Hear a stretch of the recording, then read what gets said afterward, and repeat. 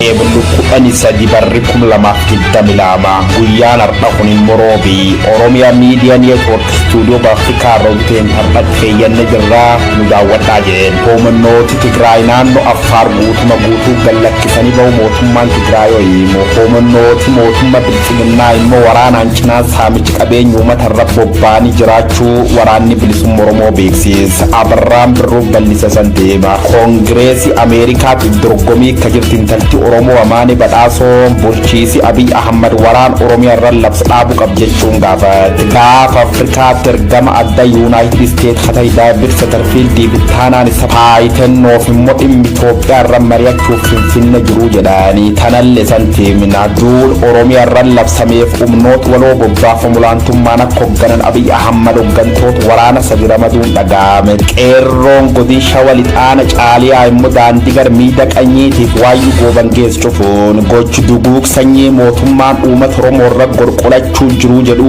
ye'uun ingidaa dabalata qaba. Oduu alaatii muummeffaan Afrikaa kibba duurbaan kuta bulchiisu waazuula nataalaa roobi jabaan roobu hordofee lolaaf mucuci lafa uumamteen namooti 50 dhiyaatan lubbuu dhabanii jedhani uummati mootummaa waan irra eeggamin tolchiyyo jedhu bulchiisi magaalattii immoo dhiifamnuu godhaa jedhe jira booda irratti itti deebiin.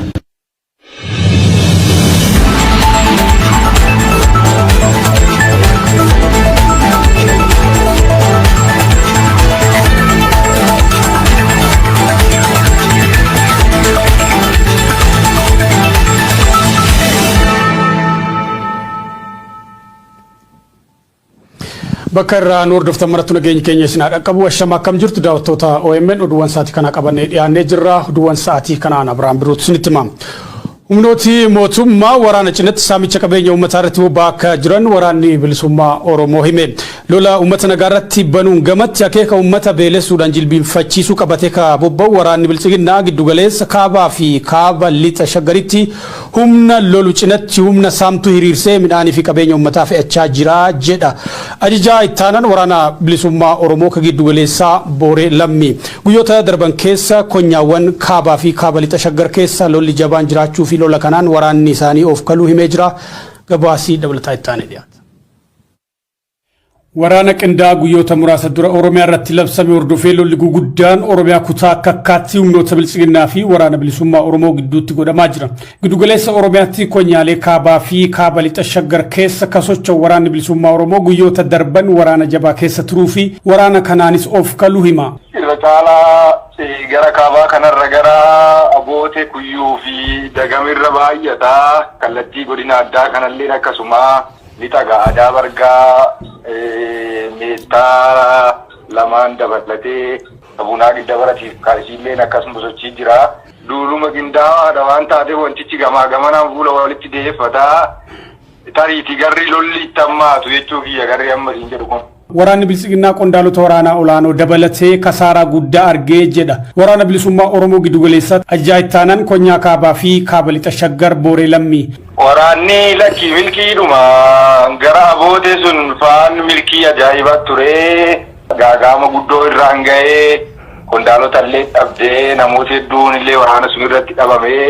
Konkolaattota waraanaan socho'uuf kan yaadde waraanni mootummaa bakka hedduutti imaltoota bittinsuudhaan konkolaachiftoota geejjiba uummataa dirqisiisee ittiin socho'aa jiraachuu kahimu qondaalli waboo kun uummanni of eeggannoo akka godhu akeekkachiisa. Humnoonni mootummaa waraana cinatti saamicha qabeenya uummataa irratti bobba'aa akka jiranillee qondaalli waraana bilisummaa Oromoo kun himee jira. Lola uummata nagaa irratti banuun gamatti akeeka uummata beelessuun jilbiinfachiisuu sagantaa waraanaa godhatee ka bobba'u waraanni Bilisiginnaa giddugaleessa kaabaa fi kaaba lixa shaggaritti humna lolu cinatti humna saamtuu hiriirsee midhaanii fi qabeenya uummataa fe'achaa jira jedha. Waraanni kun amma gosa baay'ee jira beektaa. Waraanni amma duula ammaa kana keessatti tokkoon waraanni makalaakayaan jira, federaal poolisiin jira, liyyuu hayiliin jirti, humna addaa inni kun poolisiin jira, milishaan jira. Milishaatti dabalee uummatillee lolicha irratti akka hirmaatuu fi dirqamaan manarra deemaniitti yaasu yoo namni deeggara shanee jedhuuni.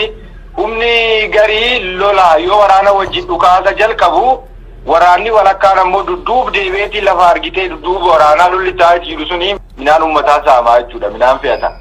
Fakkeenyaaf amma kaabunaa yoo xiqqaate gara kuntaala 500tti dhiyaata. Nam tokko yala nagaadeedha.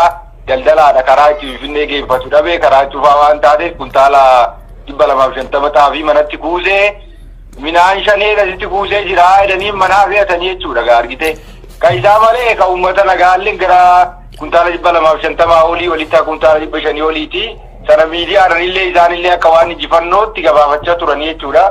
Kaleessa garmalee makkanallee gara harree 100 fe'atanii walakkaa isaa ijoollee reebee irraa buusee harree 100 kataatu garuu fe'atanii argite gara magaalaatiin gahatanii saamicha akkasiitti jira siree illee saamu siree gartee siree namni irraa bullee saamu jechuudha. Sirnichi waraana bilisummaa Oromoo dhoksee kan waraansisu uummata waan ta'eef uummata beelessuun waraanicha beelessuudha jechuudhaan beela akka tooftaa waraanatti qabatee socho'aa jira jedha Booreen. Saamicha akkasii kun iddoo hunda jira baay'ee waan aanaadhaaf gandaan gargar qooddu miti iddoo hunda ajandaan jiru iyyuu sanuma waraanni kun isaan irraa nyaataa isaan irraa dhugaa uummata kana tokko keessa dhoksee uummati kun yaa beela'u yoo uummati kun beela ishiin illee waan nyaattu hin qabdu ilaalcha akkasii waan qabaniif saamichi kun argite iddoo hunda jira. Sagantumti isaaniitti iyyuu sana uummata kana hungeessuu karaa itti cufuu akka inni argitee magaala dhaqee waan bitanne akka inni suuqidhaa waan bitanne gochuu inni magaala keessa jiru magaala alatti ba'uun dhorkaadha. Wanni uummata irratti deemaa jiru naanna'ee amma uummaticha marfama waraanaa keessa galchanii uummaticha beelessuu waan jedhu sun fakkaata. Waraana naannoo Tigraay keessa ture keessatti uummata beelessuu akka tooftaa waraanaatti itti fayyadamaa akka ture sirni bilisiginnaa gochaan kun gochaa yakka waraanaatti jedhamuudhaan hawaasa addunyaarraa balaaleffatamaa turuun ni yaadatama.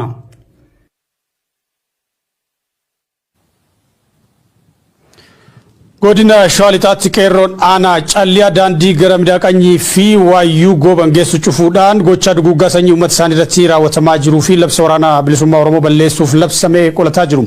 Maddeen naannichaa akka jedhanitti qeerroon bakka addaa Leencaa jedhamutti daandii guddaa haala banuuf rakkisaa ta'een cufuudhaan sochii waraana bilisiginnaa danqanii jiru. Kutaalee Oromiyaa waraana keessatti deemaa jiru biroottis uummanni wal ta'ee waraana Oromiyaa irratti labsamee bifa kanaan akka qolatuuf waamichi dhiyaatee jira. Yihuun Ingidaa bal'iseesnitti. Godina Shawalixaa aanaa calliyaatti qeerroo fi jiraattonni naannoo wal ta'uun lola uummata Oromoo naannoo waraanni bilisummaa Oromoo keessa socho'u jiraatu duguuguu fi waraana bilisummaa Oromoo balleessuuf labsame waloon qolataa jiraachuun himame.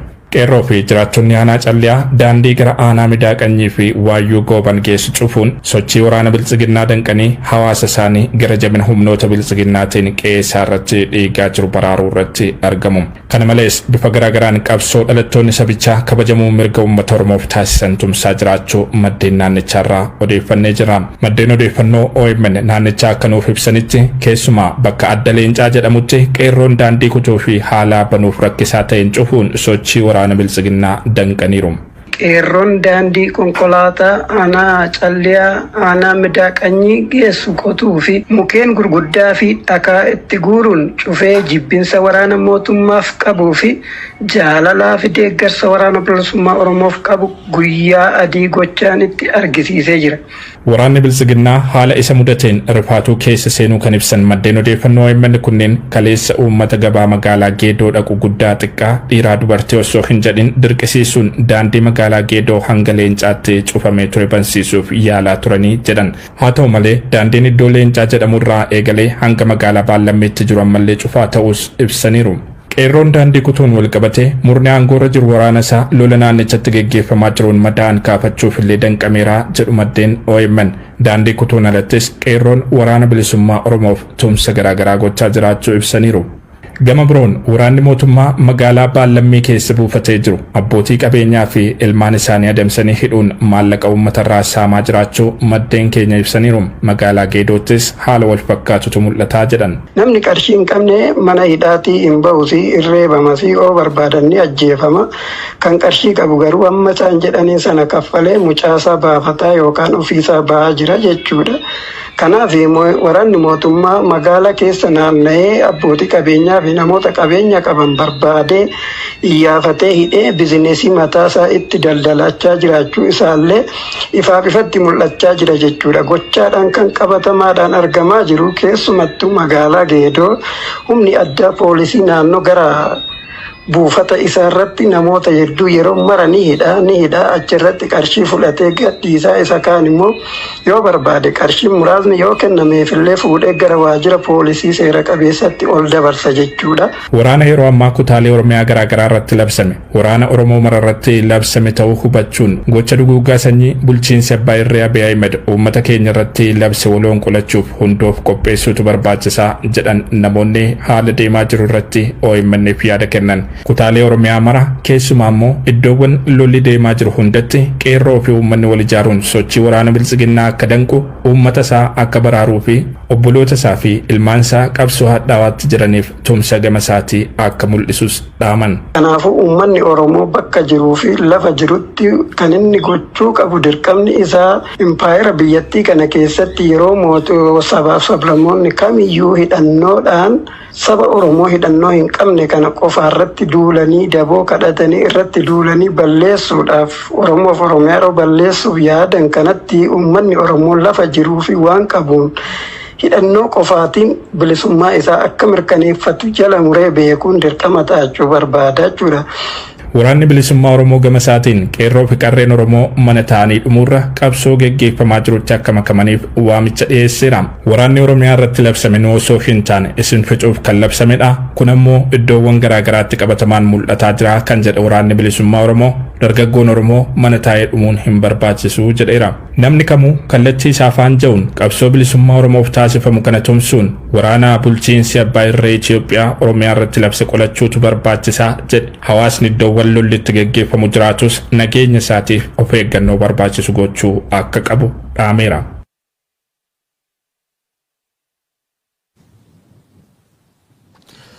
Ministeerri muummee Abiy Ahmed duula Oromiyaa irratti labsameef humna waloo babbaafame olaantummaan akka hoogganan hoogganoota waraanaa 3 ramaduun ibsame. Odeeffannoon keessoo mootummaatii OMN dhaqqabe akka mul'isutti ministeera muummichaa itti gaafatamummaan kan itti kenname qondaalonni waraanaa 3 Field Marshal Biraanuu Juulaa, Lieutenant General Getaachoo Guddinaa fi Lieutenant General Yilmaa Mardaasaati. Field Marshal Biraanuun humna waloo akka qindeessan Lieutenant General Getaachoo Guddinaa ammoo humna lafoo akka qindeessan qajeelfamni itti kennamu maddeen keenya himan. Haalli ammaan kana Oromiyaa keessa jiru humna lafootiin ol ta'uu isaatiin xiyyaarota waraanaas fayyadamuuf akka murtaa'e eeranii kanaafis Lieutenant General Yilmaa Mardaasaa bakkeewwan Oromiyaa filataman xiyyaarota waraanaan akka reebsisan ministeera muummeetiin ajajamanii jiraachuu maddeen keenya mootummaa eeranii jiru. Koongirasii Ameerikaatiif dorgomaa akka jirtu shamarreen Oromoo Amaanee Badhaasoo bulchiinsi Abiy Ahmed waraana Oromiyaa irratti labsee akka dhaabuuf gaafatte. Waraana mootummaan Itoophiyaa kutaalee Oromiyaa garaagaraa irratti labseen hedduu yaadda'uu ka ibsite Amaaneen waraanni labsame kun gaaga'ama namoomaa sababoota garaagaraatiin duraanuu uumamee jiru ittuu kan ammeessudha jetti.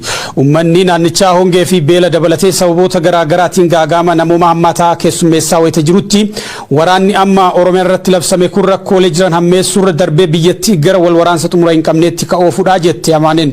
Ministeerri muummee Abiy Ahmed waraana Oromiyaa irratti labse akka dhaabu daandii marii fi araaraatti akka deebi'uuf waamicha dhiyeessitee jirti. Amaanee Badhaasoo dhalattuu baadiyyaa Oromiyaa umurii ijoollummaan qe'ee dhaloota ishee Arsii Muuneessaatii gara Keeniyaatti baqattee yeroo booda koolugaltummaadhaan gara Ameerikaatti ce'uun barnoota saayinsii siyaasaa Yuunivarsiitii Haamlinitti hordofteedha. Yeroo ammaa immoo Minisoota magaalaa Seent Pool irraa bakka filannoo Foorzi Koongreeshinaal Distriktitti koongiresiif dorgomuudhaan hawaasa ishee bakka bu'uuf tattaafataa jirti. Humnooti Tigraay naannoo Affaariin guututti gallakkisanii ba'uu mootummaan Tigraay beeksise. Mootummaan Tigraay ibsa baaseen humni ittisa Tigraay ulaa gargaarsa namoomaa ummaticha irratti cufame bansiisuuf gara Affaar seenee ture guutumatti naannicha gallakkisee akka ba'u taasifamee jira. Gargaarsa namoomaa ummata Tigraay irraa dhaabbatee jiruuf bulchiinsi Abiy Ahmed irra deddeebiin akka sababaatti kadheessaa ture. Humnoonni TPLF naannoo Affaar humnaan qabatanii jiranii gallakkisanii ba'uu waan didanii fi kajedhu ture. Ulaa gargaarsa namoomaa banuufis akka haldureetti kan inni gaafate humnoonni Tigraay naannoo Affaariin gallakkisanii haa ba'an kajedhu isa ijoo ta'uun ni yaadatama. Mootummaan Tigraay ibsa gama isaatiin dhimma akka sababaatti dhiyaatu kana bu'uura dhabsiisuu fi gargaarsi namoomaa danqaa tokko malee Tigraay akka dhaqqabuuf murtoo kanarraa ga'uu beekse. humni isaa guutuutti Affaariin gallakkisee ba'uus ibsee jira. Mootummaan Bilisiginnaa waraana Tigraayin karaa nagaan xumuruuf ejjennoo mul'isus waraana bilisummaa Oromoon balleessa jechuun waraana qindaa'aa Oromiyaa irratti labsee jiraachuun ni beekama. Gaanfa Afrikaatti ergamaan addaa United States David Satterfield ittaanaa isaanii Paayitannoof waliin har'a gara Finfinneetti imaluu isaanii Ameerikaan beeksifte. Waraana Itoophiyaatiin wal qabatee dhukaasii dhaabbatee gargaarsi namoomaa akka godhamuuf dhiibbaa godhaa akka turte United States ammas wal waraansi guutumaan guutuutti dhaabbatee ulaan gargaarsa namoomaa akka banamu feeti. Yakkooti sarbama namooma raawwatamanis qaama walabaan akka qorataman itti gaafatamnis akka jiraatuuf dhiibbaa gootu itti fuftee jirti. Guyyoo Waariyoo bal'iseesinitti.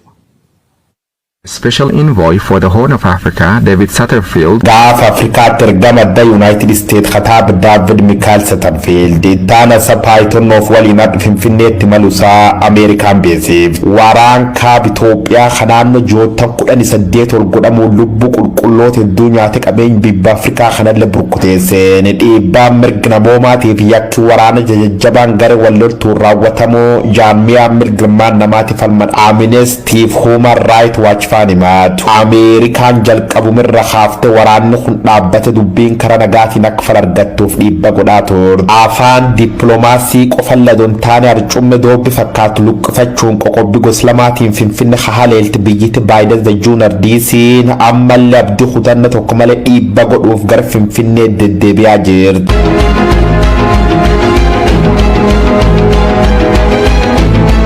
Kaayoon gugurdoon ergamtooti lamaan jechuun Satterfield fi ittaanaan isa Finfinne dhaqaniif dhiibba jalqaban jajjabeessuuf hajjette Ameerikaan wal waraansi guutuma guutuu dhaabbate qarqaarsi namooma bana godhamuun yakkooti sarban mirga namooma hagaree mirgilmaan nama himatti qaama walabaatiin qoratamte itti gaafatame akka jiraatuuf dhiibba gochuuf jechuusii Department of State waabeffan. Daawwi Ameerikaa taardha tanaan duub qondaaltoti mootummaa Bilisiginnaa bakka buutoti dhaabbilee qarqaarsi namoomaatiif michootii dippiloomaatota warra ergamtoota Ameerikaa lamaan qaamaan arguuf karoorsan keessa muraasaa jedhan. Number one, a political and diplomatic strategy to inoculate the Horn of Africa against the fallout of Middle Eastern rivalries. Amajji barkum lamaaf 22 irra jalqabuun Baayidaniin aangoon itti kennamte rakkoo Afrikaatiif fal barbaada katur Satterfield. Arammaan dur kopha deddeebi'aa turus ammittaana isa waliin maaf dhufeensi laaftu gaafii kaasuu maal. Maatii qondaal kanaatiif warri isa dhiyaatirra qulqulleeffadhe jira kajedha barruun foreign policy tokko. Jaarsi kun jaarrummaa yeroo gabaabduutiin booda hojii Itiyoophiyaa, Suudaaniif Soomaliyaa gorkan gad lakkisuuf karoora qabaachuusaa dubbata. Mahwamtaa teefu rakkoo siyaasa Itoophiyaatiif Afrikaa keessa deema jirtu waan dhiphatti fakkaatu United States. Ammallee taanaan abdii kutanna tokko malee gara Bilisiginnaa amansiisuuf waliif gadfii gurratti argamti. Dippiloomaasiin siyaasa jalqaba taati. Itoophiyaan siyaasa dippiloomaasii didde jennaan qoqqobbii dabalataaf biyyattiin saaxilamuu dandeettii jedhan. That there is no desire for, indeed there is a rejection of. Odeessa maddeen alaa kabiraatiin xumurraa Afrikaa kibbaatti bokkaan jabaa roobuu hordofee lolaa fi mucucii lafaa yoo xiqqaate namoota 50 galaafatee jira. Taatee gaddisiisaa naannoo darbaan kutaa bulchiinsa Waazulu Naataalitti uumamtee jedhan kanaan mootummaan biyyattii garee lubbuu baraartotaa bobbaasuun uummata gargaaraa jira. Guyyoo Waariyoo mallee gabaasa dabataa qaba.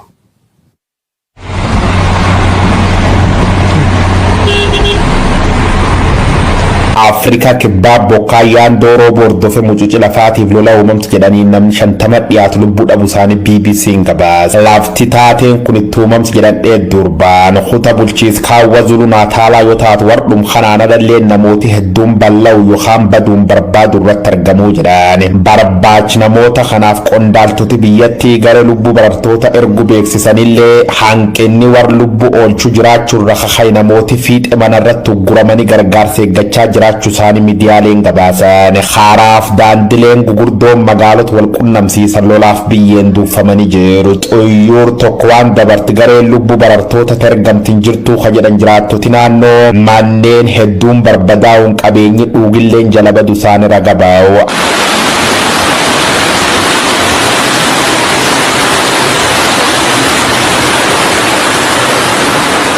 Afrika kibbaa jijjiiram haal qilleensarra rakkoon akkas akkuma mudandeet saayinsistooti dhiyootan akeekachiisaa turan taatulle hojiin nu baay'achuun rakkahay tajaajil lubbu oolchuu kan haala barbaachisuun kennu dadhabu kennaaf dhiifam gaafadha jedhe kantiibaa magaalaa yookiin xoolis kaawundaa Saraar ibsaatiif bishaani halolaaf mucuci lafaatiin barbadaan midhaasuu jirraa jedha suuraalee viidiyoo miidiyaa hawaasa irratti uummataan qoodaman akka mul'isaniitti dildil gugurda dabalate qabeenyi nama hedduun umni bishaanii kanaayyoo diigamanii mul'atu warri kooffee lafa guddaa jirtan manan bayna jechuun ajaj dabarse mootummaan biyyattii uummati laf dhooqaqee jiraati immoo bayii laf kooffee takka baqat gaafat. People advise you to stay at home, no unnecessary moving around.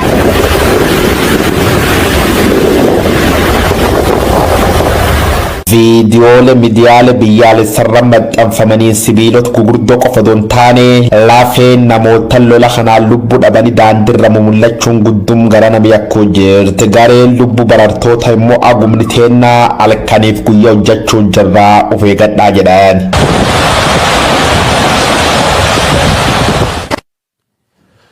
Daawwattoota OMN oduuwwan isaati kanaaf qabanne kanneen turanii waan wajjin turtaniif ulfaadha.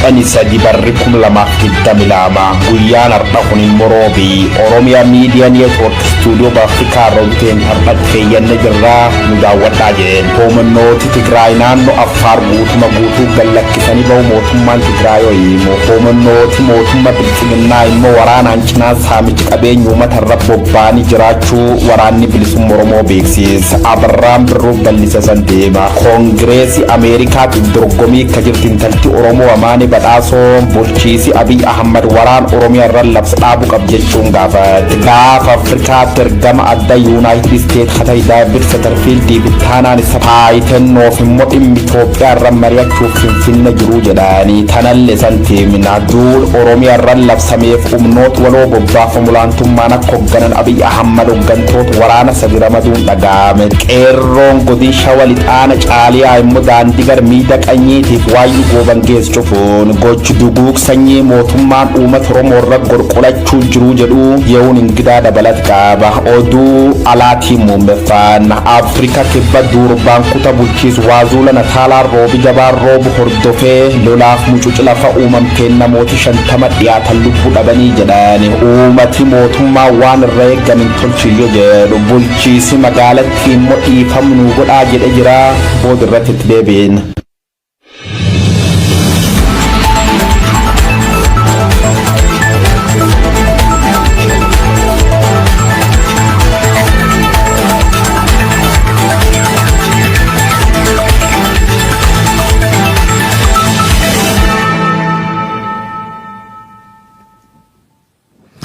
Bakka irraa nu hordoftan marattu nageenya keenya isin haa dhaqqabu ashama akkam jirtu daawwattoota OMN oduuwwan sa'aatii kana qabannee dhiyaannee jirra oduuwwan sa'aatii kanaan Abiraan Biruutu isinitti hima.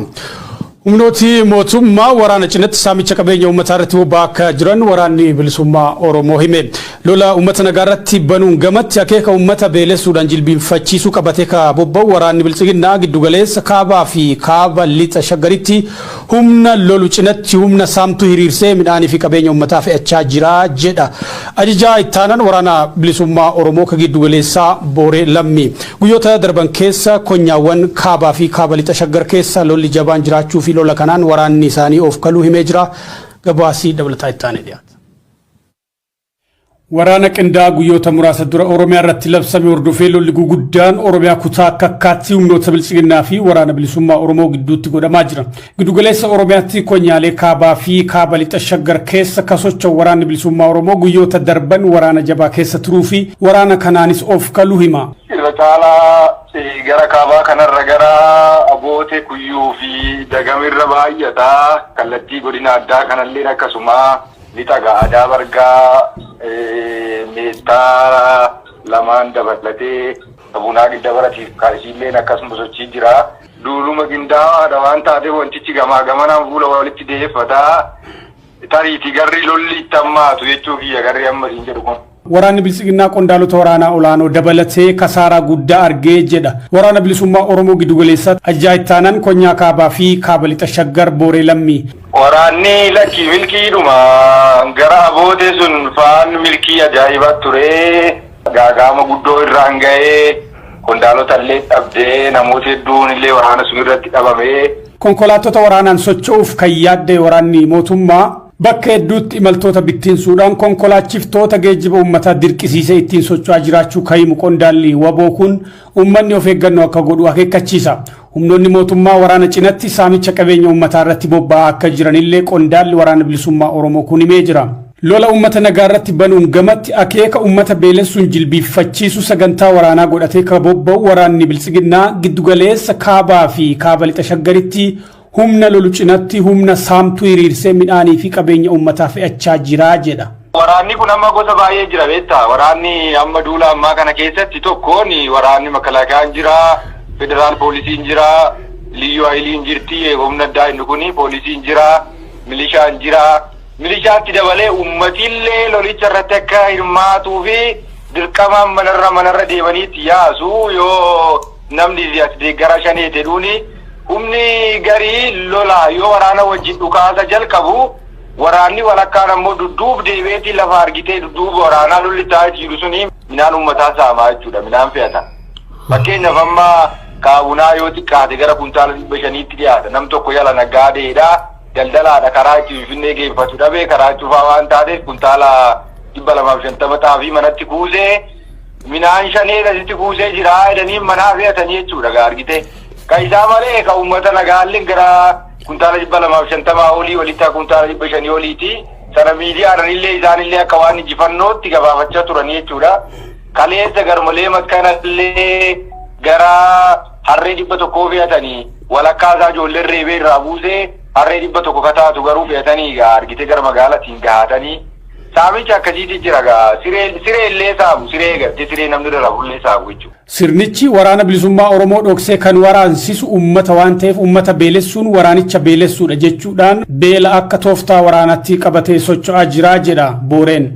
Saamicha akkasii kun iddoo hunda jira baay'ee waan aanadhaaf gandaan gargar qooddu miti iddoo hunda ajandaan jiru iyyuu sanuma.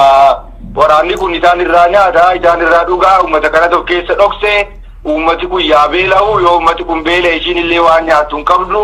Ilaalcha akkasii waan qabaniif saamichi kun argite iddoo hunda jira. Sagantumti isaaniiti iyyuu sana uummata kana hungeessuu, karaa itti cufuu, akka inni argitee magaala dhaqee waan bitanne, akka inni suuqidhaa waan bitanne gochuu, inni magaala keessa jiru magaala alatti bahuun dhorkaadha. Egaa wanni uummata irratti deemaa jiru naanna'ee amma ummaticha marfama waraanaa keessa galchanii ummaticha beelessuu waan jedhu sun fakkaata. Waraana naannoo Tigraay keessa ture keessatti uummata beelessuu akka tooftaa waraanaatti itti fayyadamaa akka ture sirni bilisiginnaa gochaan kun gochaa yakka waraanaatti jedhamuudhaan hawaasa addunyaarraa balaaleffatamaa turuun ni yaadatama.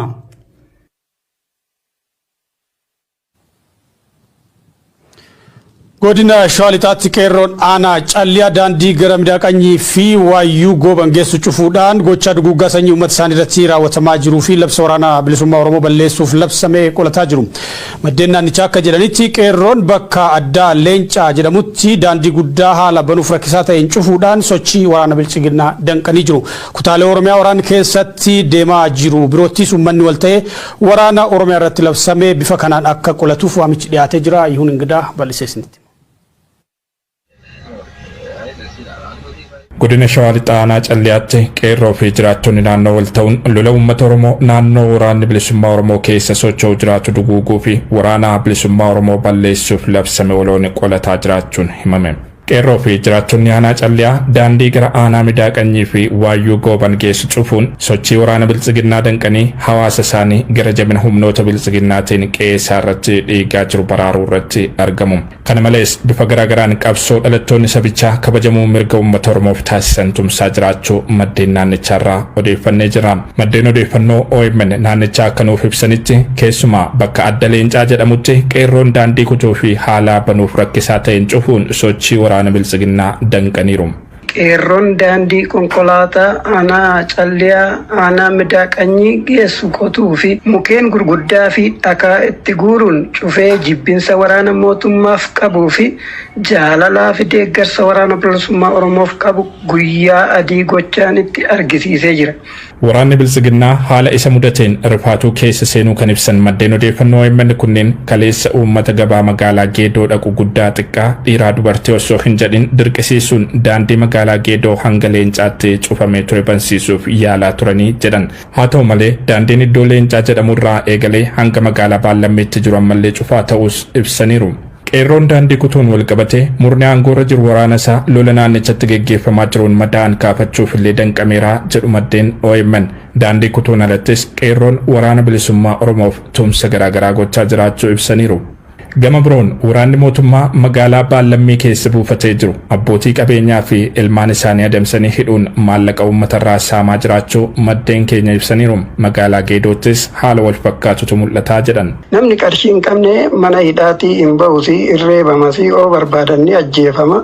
Kan qarshii qabu garuu amma isaan jedhanii sana kaffalee mucaasaa baafataa yookaan ofiisaa ba'aa jira jechuudha.